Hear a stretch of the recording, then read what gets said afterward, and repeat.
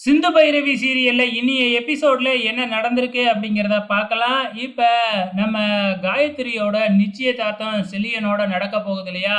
So அந்த ஃபங்ஷனுக்காக எல்லாமே ready பண்ணிக்கிட்டு இருக்காங்க. எல்லாருமே சூப்பரா ட்ரெஸ் பண்ணிக்கிட்டு அங்கேயும் இங்கேயும் அலைஞ்சுக்கிட்டு இருக்காங்க. அதுலயும் பைரவி ரொம்ப அழகா இருக்காங்க இல்லையா? இதனால நம்ம ஆறுமுகம் அப்படியே பைரவிய பார்த்து அப்படியே வழிஞ்சுக்கிட்டு இருக்கிறாப்புல. இத நம்ம அன்னபூர்ணி பார்த்துடுறாங்க. ஆறுமுகத்தோட ரியாக்ஷனே இப்படி இருக்கே அப்படின்னு சொல்லிட்டு.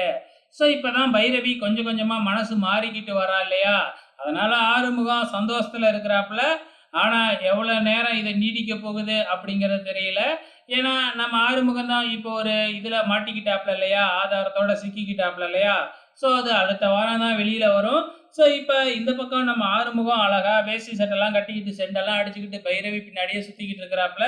இந்த பக்கம் என்னடான்னா இந்த ஸ்வேதா வந்து பாத்தீங்கன்னா நம்ம சிவா கூட போயிட்டு செல்ஃபி எடுத்துக்கிட்டு இருக்கு.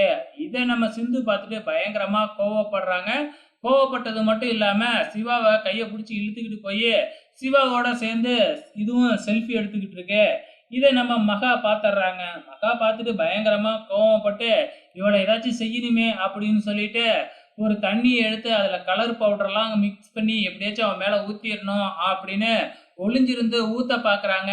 ஆனா என்ன நடந்தது அப்படின்னு பார்த்தீங்கன்னா, நம்ம சிந்துவுக்கு முன்னாடியே வந்து பார்த்தீங்கன்னா, நம்ம சிவாவோட தங்கச்சி முன்னாடி வந்துடுறாங்க. அதுக்கப்புறம் என்ன, அந்த கலர் தண்ணி எல்லாத்தையுமே அந்த பொண்ணு மேல ஊத்தி விட்டுருச்சு இந்த மகா. ஸோ ஃபெயிலியர் ஆயிடுச்சு பிளானு.